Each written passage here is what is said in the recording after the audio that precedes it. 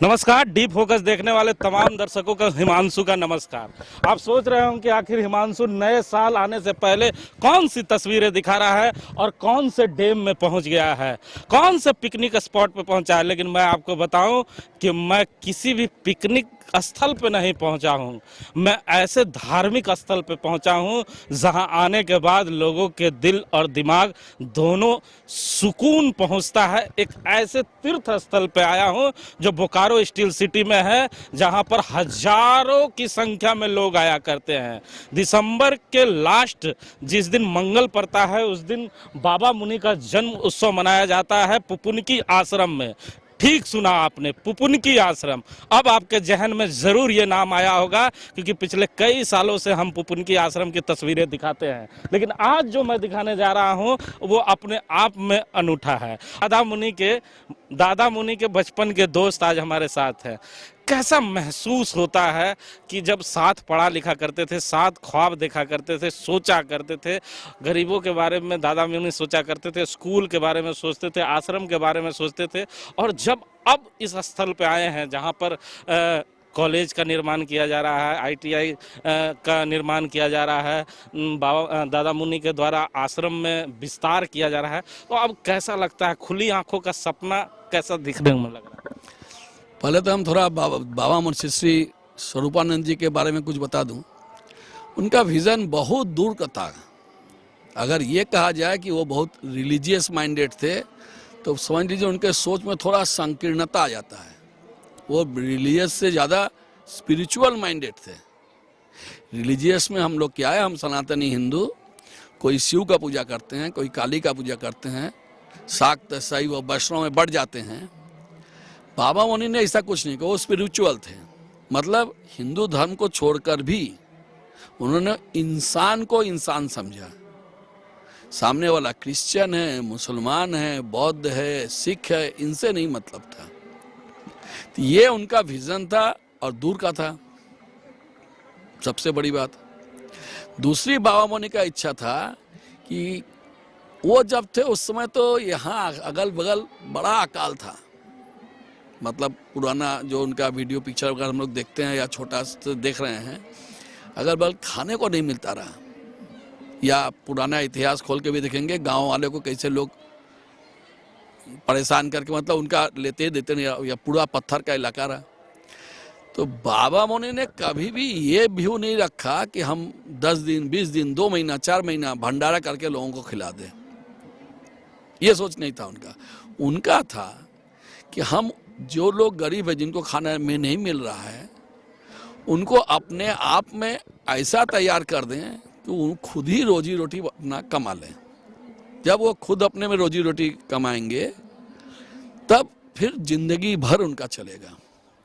तो उस जमाने का था कि लोगों के यहाँ बरसात नहीं है, पेड़ नहीं लगते रहे, तो बाबा मुनि अपने यहाँ पेड़ लगा के हजारों के संख्या में बैलगाड़ी में लेके गांव-गांव जाकर के वो पेड़ डिस्ट्रीब्यूट करते रहे। उसमें भी शुरू में गांव जो होता है, गांव के जो बड़े जमींदारी लोग आते हैं वो तो कभी नहीं चाहते रहे होंगे कि हमारे गांव के लोग उन्नति कर जाए। जो आज भी है, पॉलिटिकल पार्टी नहीं चाहता कि देश शिक्षित हो जाए। जिस दिन हमारा भारत शिक्षित हो जाएगा फिर ये 2 नंबर वाला काम तो बंद हो जाएगा। तो वो सब यही सोचते रहे। तो बाबा मुनि का विरोध भी होता रहा। लेकिन जब उन्होंने समझाया कि देखो ये पेड़ एक लगाओगे और इस पेड़ का जब भी फल आएगा इससे तुम्हारा परमानेंट रोजी रोटी होगा, पहला।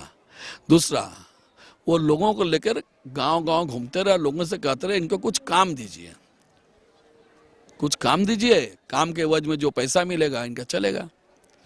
बाकी जो लोग बच जाते रहे वो आश्रम में लेके आते रहे। आज जो हरियाली हम देख रहे हैं इसको हम सोच भी नहीं सकते हैं। अच्छा, एक चीज़ हमें बताएं। लोग कहते हैं, क्योंकि हम लोग तो बहुत छोटे होंगे जब यहाँ बाबा ने इसे स्थापित किया था इस आश्रम को, कहते हैं कि यहाँ पर फूलों की खेती ज़बरदस्त हुआ करती थी और देश विदेश तक यहाँ की फूल की खुशबू जाया करती थी। ऐसा है कि ये खाली कहना कि फूलों का खेती तो फिर कम हुआ। उनका था कि एक वैरायटी का फूल एक प्लॉट में हो। मतलब अगर सफ़ेद, आप सूरजमुखी समझ लीजिए, सफ़ेद का एक प्लॉट बनाया, एक में उसमें लाल या पीला पेड़ निकल आया, वो 2:30 बजे रात को उठ करके उसको काट के पहले अलग करते रहे दूसरे जगह लगाने के लिए कि वहाँ सब क्यों 2:30 बजे रात को क्यों। जैसे ही भोर होगा फिर ये मधुमक्खी या भौरे उस फूल में बैठेंगे, उसका वो लेंगे, पराग लेंगे और दूसरे फूल बैठेंगे, तो फिर वो मिक्सचर फूल शुरू हो जाएगा।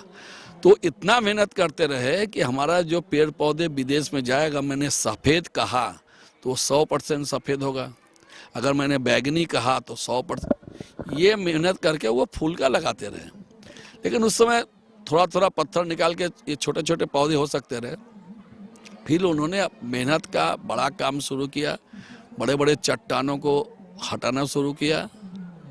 वो करते करते आज ये है कि एक वीरान जंगल, जहाँ जंगल मतलब रेगिस्तान आप कह सकते हैं, पेड़ पौधे वाला जंगल नहीं, रेगिस्तान, जिसको उन्होंने साफ करके इतना हरियाली कर दिया है।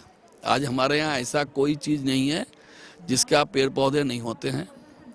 बड़ा खुशी होता है ये कहने में और सोचने में कि हमारे यहाँ जो भी हम लोग भोजन करते हैं, हमको बाहर से कुछ नहीं मंगाना पड़ता है सिवाय मसाला के। गेहूँ मेरा होता है, चावल मेरा होता है, सब्जी मेरा होता है, चूड़ा फरोई सब हमारा होता है। इवन तेल भी हम ही बनाते हैं, गाय है घी भी हम भी बनाते हैं, दूध अपना है। अच्छा, हमें एक चीज़ बताएं, क्योंकि जब किसी के साथ लोगों का लगाव रहता है और आप तो साथ में पढ़े हैं, कौन सी ऐसी बात है कि जब भी इस स्थल पे आप आते हैं तो आपको याद आता है बाबा मुनि? देखिए, ये तो दादा मुनि का बात हुआ। दादा मुनि बहुत छोटे से ही बहुत ही शांत स्वभाव के और क्या कहें विनम्र। जैसे हम लोग स्कूलिंग में खेलने वालने में गुस्सा जाएं, झगड़ा हो जाए, वो कभी भी ऐसा नहीं थे। उस समय तो ये एहसास नहीं था, उस समय तो मित्र थे, नाम से बुलाते थे, या जो भी मित्रता में होता वही होता रहा। लेकिन हम बनारस के एक बड़े अच्छे स्कूल में, central Hindu boys school BHU के अंडर में है, बनारस का आज भी नामी स्कूल है, वहीं हम लोग पढ़ते रहे। कभी कोई किसी दिन मैच हो तो दादा मुनि की एक खूबी था, श्री मामुनि के परमिशन से अगर 150-200 लड़के हैं फील्ड में मैच देखने के लिए, तो एक कालीचरण का फल बेचने वाला था, उनको पैसा देके बोलते रहे कि सब लड़कों को एक एक केला दे दो। मतलब उसी जमाने में उनके में इतना प्रेम भाव था कि आम आदमी में आज लड़कों में नहीं था। लेकिन उनको ऐसा कुछ भी नहीं था कि वो हम पैसे वाले हैं, पैसा दिखा रहे हैं, ऐसा कुछ नहीं। इतने विनम्र भाव से इस चीज को करते रहे, जो आज हम उस समय नहीं समझ पाते रहे, आज हम समझते हैं। बाकी उनके बदलाव की बात है, ये तो अब हमको दृढ़ विश्वास हो गया है कि आप किसी भी चीज को पढ़ के समझ के अगर आप अपने में कल्टीवेट करेंगे तो उसके तुखर तक पहुंच सकते हैं। उनको मैंने स्टूडेंट लाइफ में अपने स्टूडेंट के हिसाब से देखा, फिर वो ब्रह्मचारी के हिसाब से देखा, इधर उधर काज का दायित्व लिया, दायित्व कैसे निभाना है, उसमें उसको डांटना है नहीं डांटना है। किसी के नाम से अगर मामुनि को हम लोग कंप्लेन करते रहे, वो बहुत ही गलत काम भी किया हो, तो मामुनि कहते रहे दादा मुनि से, देखो तुम भी मेरा लड़का हो, वो भी मेरा लड़का है। अब बड़ा परिवार में एक दुष्ट लड़का निकल ही जाता है, मान लो वो मेरा दुष्ट लड़का है, लेकिन लड़का तो है, तो उनको पनिशमेंट क्या दें? अपने लड़कों क्या, उनको कुछ सिखा समझा के करो। वो दादा मुनि आज खुद उस स्टेज में आ गए हैं। इतना धार्मिक किताब वगैरह जो पढ़ते हैं, मैं तो वही का वही हूँ, लेकिन उनके विचार इतने बदल गए हैं, उनका सोच। उन्होंने भी एक आश्रम, बहुत बड़ा आश्रम का सेवायित है। उन इतना विद्वान हो सके होते हुए भी उन्होंने सुबह 4 बजे उठकर आश्रम का सारा काज निभाता है। पूरा जो श्री आशुतोष हरिदास आश्रम का सेवायित है, और इसी तरह ब्रह्मचर्य के साथ और आश्रम के सब नियम कानून सब ठीक ठाक से पालन करके अभी भी चल रहा है। पूरा प्रोफेशन भी ऐसे ही चला रहा है। अच्छा आनंद, कुछ बातें जरूर आपसे जानना चाहूँगा, क्योंकि जब भी मैं इस जगह पे आया हूँ पहली मुलाकात आपसे हुई थी। आपने ही बाबा के तमाम बातें मुझे बताए और उनके जो विशेषता है वो भी बताया, उनके ख्वाबों को भी बताया। लेकिन आज एक ख्वाब जो आपने पूरा किया है, आज जो नींव रखा है आपने, जब वो पत्थर लग रहा था तो मैंने देखा कि आप भावुक क्षण, मतलब आपके आंखों में हल्के हल्के आंसू थे। तो कैसा महसूस हो रहा था और क्या सपना आज पूरा हुआ बाबा का? इतना साल पहले बाबा ने 1948 में जो नींव रखा था बाबा ने, हम लोग कर नहीं पाए हैं। एक कारण तो ये है, हम लोग का आश्रम है अयाचक आश्रम, हम किसी से चंदा नहीं लेते हैं, तो आश्रम का सामर्थ्य इतना बहुत ज़्यादा नहीं था कि हम बहुत तुरंत काम कर सके। तो धीरे धीरे हमको पैसा इकट्ठा करना पड़ता है। तो ये सब करने के बाद आज ऐसा हम लोग सोचे हैं कि अभी हम करें, क्योंकि इधर का जो माहौल है और इधर का जो लड़का है जो स्कूल से पढ़कर क्लास 10 से पास करने के बाद सबको सामर्थ्य नहीं होता है कि हायर एजुकेशन ले, तो पहले ITI जैसा एक शुरू करें तो उसका ऑक्यूपेशन भी हो जाएगा, वो एडुकेटेड होगा यहाँ से। इसीलिए हम लोग, और बाबा ने 1948 में जो काम शुरू करना चाहते हैं वो काम करने का प्रयास किया है। ये बाबा का आशीर्वाद रहेगा तो हम कोशिश करेंगे जितना जल्दी हो सके यहाँ का लड़का। दादा आपने तो नींव रख दिया है। एक चीज और बता दें, ये तो उनका एक बृहद प्रोजेक्ट का एक प्रोजेक्ट है, लेकिन उस जमाने में ही बाबा मुनि क्या करते रहे, लड़कों से ईटा बनवाना, स्याही इंक बनवाना, ये इस तरह का हाथ का काम सिखाते रहे कि हमारे यहाँ से क्लास 12 पास करके गांव देहात के लड़के ही यहाँ रहते हैं। यहाँ कोई स्कूल नहीं, यहाँ रहना पड़ता है रह के। वो आपको शास्त्र भी सिखाएंगे, योगासन भी कराएंगे, सबको खेल भी खेलना होगा, एक सिस्टम से चलता है। तो उस जमाने से ही उनका सोच था कि ये लोग बड़े होकर कुछ अपने हाथ से करके कमा लें। अच्छा एक चीज़ और जानना चाहेंगे कि जब ये पूरा इलाका पथरीला था, आपने जब देखा है अपनी आंखों से, तो इतने बड़े बड़े तालाब का निर्माण कैसे बाबा ने करा है? यही तो आश्चर्य की बात है। सुनिए ना, यह आज जो आप इतना तालाब में इतना पानी देख रहे हैं, इसका तालाब का नाम है मंगल सागर। मंगल सागर इसका नाम बाबा ने रखा है, मंगल सागर। और ये जो चार है, इस तरह का चार है, 1 2 3 4, 75 बीघा में पहले एक साथ था, एक बूंद भी पानी नहीं था। यहाँ जो थोड़ी देर पहले सेनगुप्ता साहब ने बताया कि यहाँ का पेड़ उगाते थे और वही फल का पेड़ गांव गांव में बाबा ने बिलाते थे। उस समय पानी नहीं था, 1.5 किलोमीटर जाके बाबा ने दामोदर से कुआं खोद के पानी ले आते थे, पीने का भी और फल पौधा में देने के लिए भी। इसके बाद बाबा ने ये सिलेक्ट किया इस जगह, थोड़ा सा जरिया देखा, धीरे धीरे बाबा ने ये सिलेक्ट किया और काम शुरू किया। आज इतना बड़ा तालाब जो मंगल सागर बन गया, ये बाबा का परिश्रम का और जो उनका दूरदृष्टि है। जो बिहार का राज्यपाल था अनंत शयनम अयंगार जी, जब अनडिवाइडेड बिहार था तब बोकारो नहीं हुआ था डिस्ट्रिक्ट, अलग से नहीं हुआ था झारखंड। उस समय उन्होंने आकर ये देखा है, उनके साथ जो डिस्ट्रिक्ट इंजीनियर थे उन्होंने सब देख के बताया कि हम मानते हैं कि देश विदेश से हम बहुत सारे डिग्री करके आए हैं, लेकिन हम मानते हैं ये जो प्रोजेक्ट बाबा ने किया है हमारे बस का नहीं है। तो ये एकदम एक ईश्वर का देन है, बाबा मुनि का ही एक परिश्रम का और उनका ही जो आशीर्वाद स्वरूप आज ये इतना बड़ा तालाब में खूबी है, उन्होंने उसको 4 हिस्सा में किया। पहले का बाउंड्री जहाँ तक रखा, फिर पानी बरसात में ओवरफ्लो कर दूसरे में आता है तो फिर थोड़ा ज़्यादा रखा।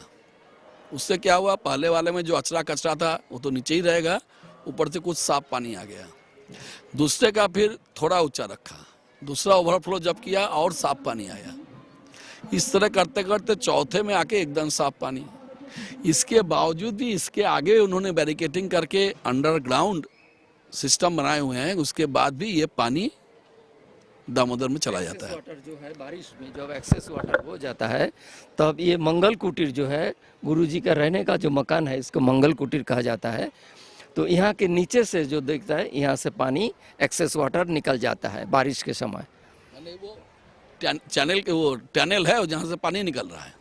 तो बाबा की लंबी सोच थी। बहुत दूर की सोच थी। उसमें भी तो सुना आप कि आज सरकार वाटर रिजर्वेशन और वाटर स्टोरेज की बात कर रहा है कि मल्टी स्टोरेज बिल्डिंग हो तो नीचे करना ही पड़ेगा। बाबा मुनि उस जमाने में सोचे थे। उन्होंने दामोदर पर भी एक दीवार बनाया था कि पास में दामोदर जहां हम लोग गए थे कि पानी वहां तक रुक जाएगा तो साल भर लोगों को पानी मिलेगा और उसके बाद में दूसरे तरफ निकल जाएगा बरसात के पानी में। लेकिन सब जगह कुछ दो चार कुचक्र वाले लोग होते ही हैं। वो लोग उस गांव वालों को समझा करके डायनामाइट लगा के उसको तोड़ दिए। ये मकान ये जो ब्रिज बनाया बाबा ने, डैम जो बनाया है वो आप जो गांव है कुमड़ी गांव में जाते समय मिलता है। तो उस समय बाबा ने बनाया, लेकिन कुछ गांव वाला सोचा है कि ये साधु क्या किया है, हमको खुद क्षति कर रहा है, तो डायनामाइट लगा के वो तोड़ दिया है। इसके बाद उन्होंने समझा आज के समय में वो गांव वाले रोज आके हाथ पैर जोड़ रहे हैं कि आप ही सक्षम है, इसको आप रिपेयर कीजिए। हम लोग को पानी ही नहीं मिलता है सारा साल। खाली बरसात के समय जो पानी होता है वो फिर पानी नहीं है, वो तो जानलेवा होता है। उसके बाद जब पानी खत्म हो जाता है तो हम लोग ऐसे ही जान निकल जाता है। आप उस डैम को रिपेयर कर दीजिए कि हम लोग को साल भर का पानी मिले। तो जो सोच सरकार आज कर रही है, ये सोच 1980, 82, 84 में बाबा मुनि कर करके ये प्रोजेक्ट बनाए हैं। जो आज कहा जा रहा है कि हमारा अगला विश्व युद्ध अगर होगा तो पानी के लिए होगा। इस जहां हम लोग पहुंचे हैं वहां ऑलरेडी बाबा मुनि ने इतना ऐसा व्यवस्था किया है जिसको हम देख रहे हैं। इस तरह का 4 और 75 बीघा में मेरा स्टोरेज है। इसके बाद भी एक्स्ट्रा पानी हम लोग आगे का सप्लाई देते हैं। तो सुना आपने आज तक पुपुन की आश्रम के बारे में जितने लोगों ने जितने मुंह से ये कहानियां सुनी थी, वो कहानियां ज़रूर आपको अधूरी लगती होगी, क्योंकि आज उनके सखा उनके मित्र ने जो कहानियां बताई है अपनी जुबानी की, बाबा कैसे 2 बजे रात में उठकर जागा करते थे और अपने फूल के बागानों में जाया करते थे। और 80 के दशक में बाबा ने वो काम किया है जो आज के ज़माने में लोग सोच रहे हैं। तो बाबा की एक लंबी सोच थी और उनके सोच पे अब खड़ा उनके लोग उतर रहे हैं, जिसे देखकर उनके सखा उनके मित्र उनके सहयोगियों की आंख आज भर जा रही है और खुश भी हो रहे हैं कि बाबा का अब सपना धीरे धीरे साकार होने जा रहा है। कैमरामैन देवेंद्र के साथ जीपी हिमांशु, पुपुन की आश्रम।